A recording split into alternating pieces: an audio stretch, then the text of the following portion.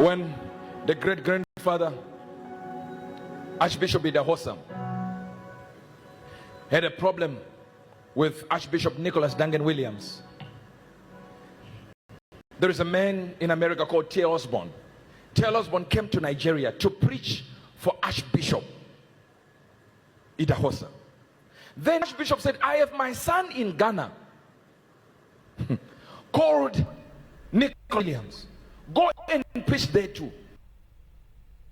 Okay, this story being narrated by Prophet Uebert Angel was on a wrong identity. It wasn't T.L. Osborne, it was actually Oral Roberts. And the story was also quoted.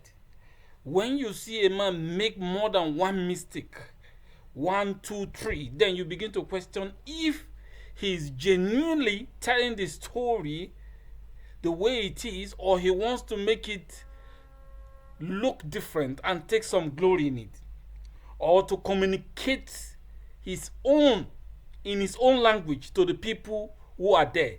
Mind you, his son, his very son, his obedient son, Bushiri, the major one, was actually in that service and was standing face to face, meaning this conversation was actually more directed to him than any other person.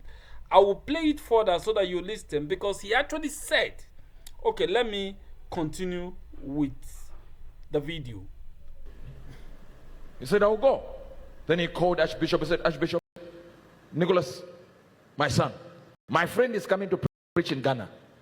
Guess what he did? He planned a whole stadium full of people everywhere, because he was one of the biggest at that. He's still big, but in that he was one of those people that were the pioneers in that region. So he filled stadiums with other stadiums as overflow for T.L. Osborne. After T.L. Osborne went back to America, he took those photos and put in his magazine. That's one of my branches.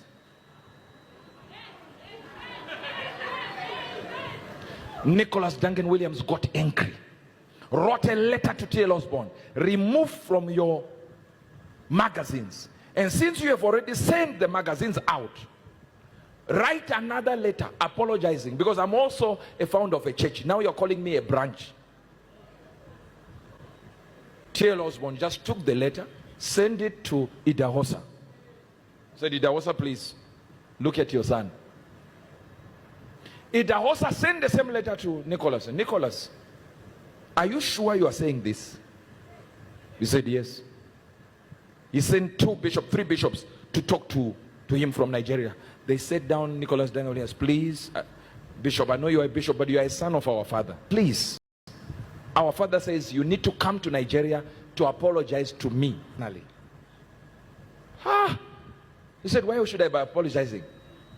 I did a crusade for him, for his friend. Now his friend goes out there and writes lies that I'm his branch.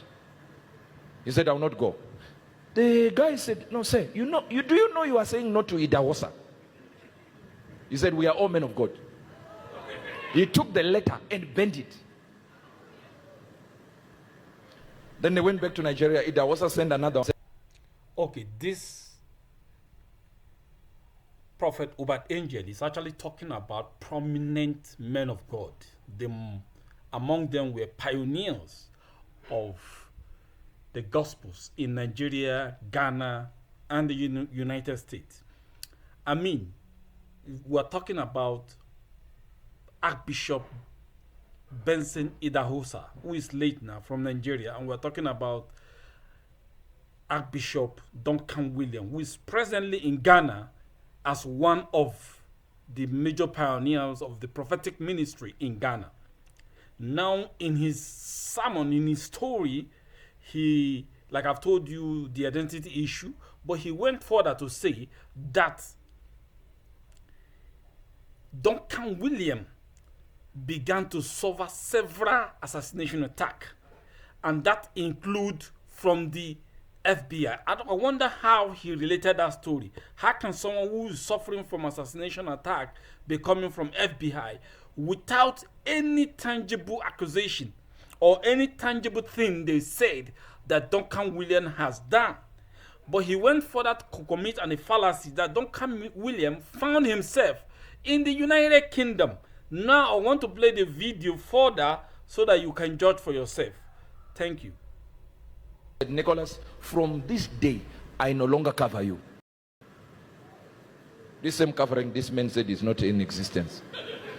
He said, I no longer cover you. Huh? You no longer cover me? Yes. I no longer cover you. You and your family, you are now on your own. You said, it doesn't matter. I belong. I'm covered by Jesus. Listen. From that day, assassination attempts, not from anyone sent by any preacher, no say, FBI, A. They even put his face for most wanted. Are you hearing what I'm saying? Everywhere, trouble after trouble. Financially, things are hard. Everything, everyone is around him is going. They thank God for good wives. The wife sent a message to Archbishop. Say, Archbishop, the wife received the message, and it was going to the wife of the Archbishop. Said, please, Mama, help me. Help my husband. What can he do to Mercy? She was clever. She said, daughter, my husband will be in London on this day. Let your husband go there. Where do they meet? She said, I don't know. All they need to know is he needs to get there. He will do what he needs to do. Archbishop Nicholas Duncan Williams goes to Britain. Archbishop Idahosa gets out of his car, opens the door.